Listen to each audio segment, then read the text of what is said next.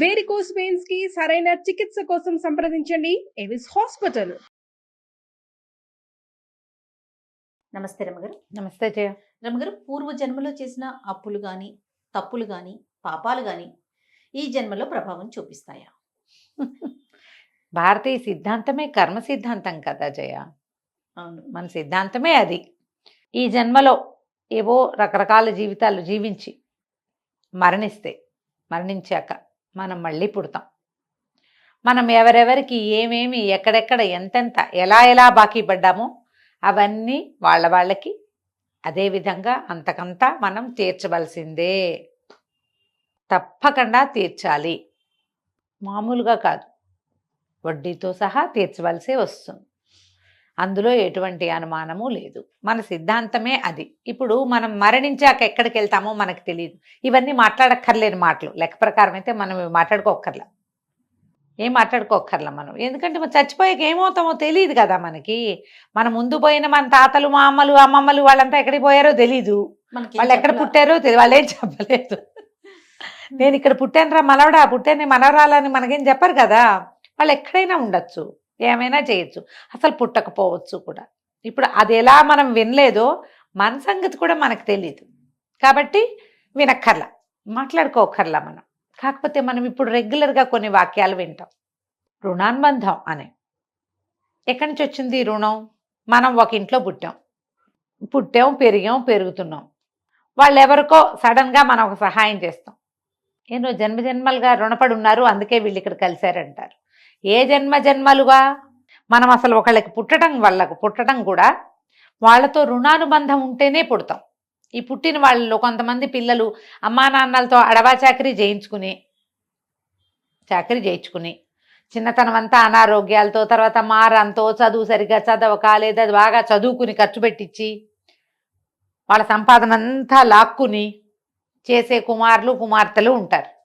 ఇంకో కుమార్తె ఉంటుంది, చిన్నప్పటి నుంచి అమ్మకి నాన్నకి సేవిస్తూనే ఉంటుంది. అది అమ్మకి అనారోగ్యం, అదే వంట వండుకుంటుంది, అదే నాన్నని చూస్తుంది, పెళ్ళిళ్ళు అవుతాయి, అదే అమ్మని నాన్నని చూసుకుంటూ ఉంటుంది.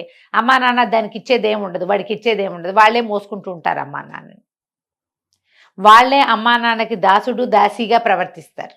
ఒక్కోసారి అమ్మా నాన్న దాసులు అవుతారు, ఒక్కోసారి పిల్లలే దాసులు అవుతూ ఉంటారు. వాళ్ళ రుణానుబంధం. ఒక కుమారుడు ఒకళ్ళ ఇంట్లో జన్మించాడు అంటే వాళ్ళిద్దరిలో ఏదో రుణం ఉండే పుట్టాడని మన సిద్ధాంతమే అది. బేసిక్ రూల్, ఇండియన్ రూల్, భారతీయ కర్మ సిద్ధాంతం అది. ఏదైనా పక్క వాళ్ళ దగ్గర నుంచి, వెనక వాళ్ళ దగ్గర నుంచి మనం అప్పులు తెచ్చుకుంటాం.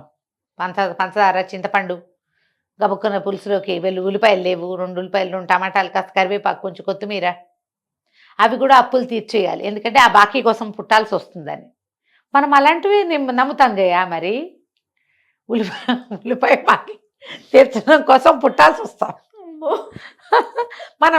ఉల్లిపాయ కోసమో పుట్టాల్సి వస్తే కనుక వాళ్ళ దగ్గర నుంచి పెద్దవి తీసుకుని, బోళ్ళంత సేవ తీసుకుని, బోళ్ళని సహాయాలు తీసుకుని, బోళ్ళని మంచి మాటలు తీసుకుని, డబ్బు బంగారము అవన్నీ తీసుకుని, ఓకే మంచి మాటలు మరి కాదా రమగారు?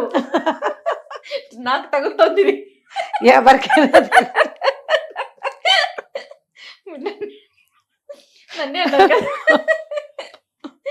కాదమ్మా, ఒట్టి పుణ్యానికి నీకెందుకు మంచి మాటలు చెప్పాలి నేను? నాకు చెప్పు దేవుడా. అవన్నీ కూడా రుణాలే. రేపొద్దున నాకు హెల్పర్గా పుట్టచ్చు నువ్వు వచ్చే జన్మ. చెప్పలేం మనం. పోనీలేండి, మీ ఇంట్లోనే వినేస్తాం మాటలన్నీ, స్టోరీలన్నీ ఎలాగైనా జరగచ్చు. ఇవన్నీ తీసుకున్నప్పుడు వీటన్నిటికీ బాకీలు చెల్లించాలిగా. మనం ఒకటిది తీసుకున్నామంటే వాడిది తిరిగి ఇవ్వాలా వద్దా? 100% ఇవ్వాలి. నువ్వు 10 రూపాయలు తీసుకున్నావు, 10 రూపాయలు ఆ నోటే కాకపోతే ఇంకో నోటైనా ఓ 10 నీకు ఇవ్వాలిగా. 1 గంట నా శ్రమ నువ్వు తీసుకున్నావు, నువ్వు శ్రమ వెనక్కి తిరిగి ఇవ్వాల్సిందే. అంచేత మనం కింద జన్మలో బోల్డని బాకీలు చేస్తే, బోల్డని అప్పులు చేస్తే, అవన్నీ తీర్చడానికి ఈ జన్మలో వాళ్ళ ఇంట్లో కాకిగానో, వాళ్ళ ఇంట్లో కుక్కగానో, లేకపోతే వాళ్ళ ఇంట్లో ఎద్దు, ఆవు, గెద్దుడ, దున్నపోతు అలాగో, లేకపోతే వాళ్ళు మనని చాలా సతాయించారనుకో, మనకి ఇంకా రకరకాల ప్రాబ్లమ్స్ వల్ల మనం పందికొక్కుగా పుట్టామనుకో, ఎవరు మనని సతాయించారో వాళ్ళ ఇంట్లో పందికొక్కుగా ఉంటాం మనం, వాళ్ళని కాల్చుకు తింటాం అన్నమాట. అదే. వీళ్ళు ఏ జన్మలోనో ఎవరినో చంపుకు తిన్నారు, వాళ్ళకి ఈ పందికి ఒక్కొక్కటి చంపుతుంది. ఏ పదార్థాన్ని పిల్లులు ఉంటాయి, కొన్ని చోట్ల పిల్లులు ఉంటాయి, అంతసేపు పిల్లి తాగేస్తుంది పాలు, వాళ్ళ ఇంట్లో పిల్లి తాగేస్తుంది. వాళ్ళ ఇంట్లో ఎవరి పక్కింటి వాళ్ళ కుక్కొచ్చి వీళ్ళ కుండలో మూతి పెడుతుంది, వీళ్ళ వస్తువుల్లో మూతి పెడుతుంది. నిజంగా అలా జరుగుతాయి. ఒకప్పుడు ఎప్పుడో సంగతి చెప్తా. మూర్తి గారని మాకు బాగా మంచి ఫ్రెండ్స్. ఈ మధ్యకాలంలో కలవలేదు జయ. ఒక 25-30 సంవత్సరాల క్రితం వారితో రెగ్యులర్గా మాట్లాడేంత ఫ్రెండ్షిప్ ఉండేది. క్రమంగా కాలక్రమంగా మనుషులను సెపరేట్ అవుతాం, వాళ్ళు కూడా అవతలకి ఎక్కడికో వెళ్ళిపోయారు. వాళ్ళని మమ్మల్ని కలిపి ఉండే ఒక తీగ కట్ అయిపోయింది అనుకో, ఇక వెళ్ళిపోయింది. ఒకసారి ఒక సందర్భంలో ఆయన జ్యోతిష్యం అవి చెప్పేవారు, కథలు కూడా రాస్తారు, రాసేవారు. ఈ మధ్యకాలంలో ఎలా ఉన్నారో మరి, కథలు చాలా బాగుంటాయి. వాళ్ళ ఇంట్లో ఎప్పుడు పిల్లి తాగిపోతుంది పాలంటే, ఆ పిల్లికేం రుణపడారు ఉన్నారో రామాదేవి వాళ్ళు. ఏ జన్మలోనో వాళ్ళ గేదె నుంచో ఆవు నుంచో మేక నుంచో పాలు పిండేసుకుని ఉంటారు వీళ్ళు. అది ఇక్కడ ఈ పిల్లి రూపంలో వీళ్ళ పాలు, వీళ్ళకి ఆ పాలు పనికిరావు కదా, పిల్లి మూతి పెట్టిన పాలు వాడతామా, పారబోస్తారు, వృధా అయిపోతున్నాయి. కింద జన్మలు. అందుకనే ఏదో ఒక్కసారి పిల్లి మూతి పెట్టడం కాదు, ఎంతసేపు, రోజు చాలా ఫ్రీక్వెంట్గా. దానికోసం ఒక గిన్నెలో పాలు పోసి అక్కడ పెట్టమని చెప్పు వాళ్ళని అన్నారు. అది దాని రుణం తీరిపోతుంది. ఒక గిన్నెలో దానికోసం పెట్టి చెప్పాలి వాళ్ళకి అని చెప్పారు. ఎంత గుర్తుందో, కనీసం 29-30. మా పెద్దబ్బాయి కూడా పుట్ల, అంత పాత సంగతి. ఆ మాట మర్చిపోలేదు నేను. ఆ రుణానుబంధం అనేది అసలు దాన్ని తీయలేము జయ మన జీవితాల్లో నుంచి. నువ్వు ఏది నమ్మద్దు. అసలు కర్మానుభవం లేదు, ఏమంటారు కర్మ సిద్ధాంతం లేదు, ఏమీ లేవంటావు. నువ్వు అతిష్టం ఏదో ఇష్టం, నీ ఇష్టం అది. కానీ నువ్వు దారైపోతూ రోడ్డు మీద పడ్డావు, ఎక్కడో పడిపోయావు ఢామని, ఎవరో తెలియదు. ఒక ముష్టివాడు వచ్చి నిన్ను లేవదీస్తాడు, అడుక్కునేవాడు. రోడ్డు మీద ఎవరో ఉంటారు కదా మరి ర్యాండమ్గా, వాడే ఏం చేస్తాడు, వాడి దగ్గర ఒక పాత డొక్కు సీసాలో ఉన్న నీళ్లు నీ మొహాన్ని చల్లుతాడు. నీ ఫోన్లో ఇంచే వాడు ఎవరికైనా ఫోన్ చేయొచ్చు, నువ్వు వెళ్తావు, ఇల్లు చేరిపోతావు. వీడెవరు? ఒక ర్యాండమ్ వ్యక్తి ఎవరో నీకెందుకు సహాయం చేశాడంటావు? దానికి ఒక కారణం చెప్పగలవా నువ్వు? మానవత్వం ఇలాంటివి చెప్తారు. మానవత్వంతో చేశాడు. మానవత్వం అయినా అక్కడ 15 మంది ఉంటే ఒకడే ఎందుకు చేశాడో నువ్వు నాకు చెప్పు. ఆ 15 మందిలో ఒకడే ఎందుకు చేస్తాడు నీకు? ఖచ్చితంగా రుణానుబంధమే. ఒప్పుకోవాలి కదా, ఒప్పుకోవాలి రమ్మ గారు. తప్పకుండా. మనం ఎక్కడికో బయలుదేరాం, బస్సులన్నీ మిస్ అయిపోయినాయి, బస్సులు లేవు, ఆటోలు లేవు, ఎవరో పోతుంటారు దారిలో. వాళ్ళు మనని బండెక్కించుకుంటారు. మన జీవితానికి టర్నింగ్ పాయింట్ అయిన ఒక ఎగ్జామ్ హాల్ దగ్గర మమ్మల్ని వాడు దింపుతాడు. నీకు ఇక్కడ ఏ అవకాశము లేదు. వాడెవడో ఒకడొచ్చాడు, వాడి పేరు తెలియదు, ఊరు తెలియదు, నీకేమీ తెలియదు. ఇలాంటి సంఘటనలు జీవితంలో ప్రతివాడికి ఏదో ఒకసారి ఎదురుపడవా జయ? ఖచ్చితంగా అవుతాయండి కదా. పోనీ నీకు అవ్వవు, నువ్వు నీ ఫ్రెండ్స్ దగ్గరైనా వింటావు, అంటే ఎవడో దింపాడు ఆ టైంకి, దేవుడిలాగా వచ్చాడు అంతే. మనం అయితే దేవుడు అంటాం, లేకపోతే వాడెవరో మనకి రుణపడి ఉన్నవాడు మన బాకీ అక్కడ తీర్చాడు. మన జీవితపు టర్నింగ్ పాయింట్లో మనని బట్టికెళ్ళి నించోబెట్టేస్తాడు వాడు. నేను ప్రతిసారి చెప్తా, నా జీవితపు టర్నింగ్ పాయింట్ సుమన్ టీవీ. నేను ఇక్కడికి ఎట్లా వచ్చాను, తర్వాత ఏం పెద్ద స్నేహం కొనసాగలా. ఈ టర్నింగ్ పాయింట్ మాత్రం విజయలక్ష్మి వల్ల వచ్చింది. రుణానుబంధం అమ్మా. తర్వాత ఏం సాగలేదు పెద్దగా, సాగింది అసలు కాదని నేను అంటల్లా. కానీ ఇక్కడ నా జీవితం కొనసాగినట్టుగా, నా జీవితానికి ఇంత అత్యద్భుతమైన టర్నింగ్ పాయింట్ వచ్చినట్టుగా అదంత వర్కౌట్ గాల అయిపోయింది. ప్రతి వాళ్ళకి మన చిన్నప్పటి నుంచి పెద్ద అయ్యేదాకా ప్రతి మలుపులో, ప్రతి గెలుపులో ఎవరో ఒకళ్ళు ర్యాండమ్ పీపుల్ వచ్చి సహాయం చేసింది ఉంటుంది. వాళ్ళకి వీళ్ళు కూడా, మనం కూడా వాళ్ళకి ఒక ప్రత్యేకమైన సందర్భాలలో మాట సాయమో, పని సాయమో, సమయానుకూలమైన ప్రవర్తనతోటో మనం ఎవరో ఒకళ్ళ దగ్గర నుంచుంటాం. ఒక్కొక్కసారి చాలా మంది ఇబ్బందులకి కారణమవుతాం మనం. ఒట్టి పుణ్యానికి అనవసరంగా అసలు అక్కడ ఉండకూడదు, మనం అనవసరంగా వెళ్తాం, మన వల్లే అక్కడ ఏదో బ్యాడ్ సిచ్యువేషన్ వస్తుంది. జరుగుతాయి అట్లా. ఇప్పుడు నేను నీకు చెప్పటల్లా అదేం జరిగిందో, కానీ ఎవరికి వాళ్ళకి తెలుసు కదా. అంతేగా. నాకు నా లోపల తెలుసు, నీకు నీ లోపల గుర్తొస్తుంది. విన్న ప్రతి వాళ్ళకి గుర్తు రావాలి కదా. మన వల్లే ఒక చెడుతుంది ఒకటి, మనమే అది చెడగొట్టడానికి కారణం అవుతాం. అబ్బే కాదండి మేము అద్భుతమైన వాళ్ళం అంటే నువ్వు నాకు చెప్తావు, లోపల చెప్పుకోవద్దు, ఇక్కడ చెప్పాలిగా. మనకు తెలుసు సమాధానం. ఇది ఎందుకు అవుతుంది? అక్కడున్న రుణానుబంధం వల్లే జరుగుతుంది. మనం చెడగొట్టడానికి కారణం అవ్వచ్చు, కలవడానికి కారణం అవ్వచ్చు. వాళ్ళతో మనకున్న బాకీల వల్లే మనం అక్క చెల్లెళ్ళుగా, అన్నదమ్ములుగా పుడతాం, స్నేహితులుగా ప్రవర్తిస్తాం, ఇరుగు పొరుగు వాళ్ళుగా ఉంటాం, ఎక్కడో కలుస్తాం. ఒక రైలు ప్రయాణంలో కలిసి ఎవరి దారిన వాళ్ళు దిగిపోయినట్టుగా దిగిపోతాం, కానీ గ్యారంటీగా కలుస్తాం. వాళ్ళతో అంతే మన ప్రయాణం అయ్యి ఉండొచ్చు. రుణానుబంధాలే కొన్ని ఉంటాయి, మధ్యలో భలే కట్ అయిపోతాయి. ఎందుకు కట్ అయిపోయాయో అర్థం కాదు, కానీ మళ్ళీ కలుస్తారు వాళ్ళు. అవ రుణం తీర్లా వాళ్ళకి. ఈ గుంపు విడిపోయిన సమూహం మళ్ళా కొంతకాలానికి కలుస్తుంది. మళ్ళీ ఏదో ఒక ప్రయోజనం ఉంది జీవితంలో, ఇంకో మలుపులో మళ్ళా వీళ్ళతోటి వీళ్ళకి ఇంకా బాకీ తీరవలసింది ఉంది. ఇందులో మన వాళ్ళు చెప్తారు రుణానుబంధ రూపేణ పశుపత్ని సుతాలయ అని. పశువులు, జంతువులు, కుక్కలు, పిల్లులు, నిజం, ఆవులు, మన ఇంట్లో ఉండే గొడ్డు గోద, ఇళ్లలో పెంచుకుంటాం, చిలకలు, పావురాళ్ళు, వాటిని పెంచుతారమ్మా. తాబేళ్లను పెంచేవాళ్ళు కనపడతారు మన ఫ్రెండ్స్లో కూడా చాలా మంది ఉన్నారు తాబేళ్లను పెంచేవాళ్ళు. ఇవన్నీ రుణానుబంధమేనమ్మా. పత్ని, భార్యలు, అది కూడా. అయితే ఇప్పుడు భర్తలు లేరా అని అడుగుతారు. మనం భార్యలు అయితే వాళ్ళు భర్తలే కాదు మనకి, అది కూడా రుణమే కదా. సుత ఆలయ కూడా చెప్తారు. సంతానము, ప్రదేశాలు, మనం ఉండే ఇల్లు, ఆ ఇంటితో రుణం తీరిపోయింది మనకి. ఒక్కోసారి ఖచ్చితంగా ఇళ్ళతోటి రుణం తీరిపోతే, ఆ ఊరితో రుణం తీరిపోయిందని చెప్తాం. ఇళ్లతోటి కూడా ఒక ఇల్లు మన పుటక, మనం అక్కడే అక్షరాభ్యాసం చేసుకున్నాం, అక్కడే గుంట ఉన్నమాలు దిద్దాం, అక్కడే గోళికాయలు ఆడుకున్నాం. ఏదో ఒక దశలో దాని నుంచి బయటకు వచ్చేస్తాను జయ, ఖచ్చితంగా. ఎప్పుడో ఇక అసలు అదే ఉండదు, మళ్ళీ మన జీవితంలోకి అది రాదు.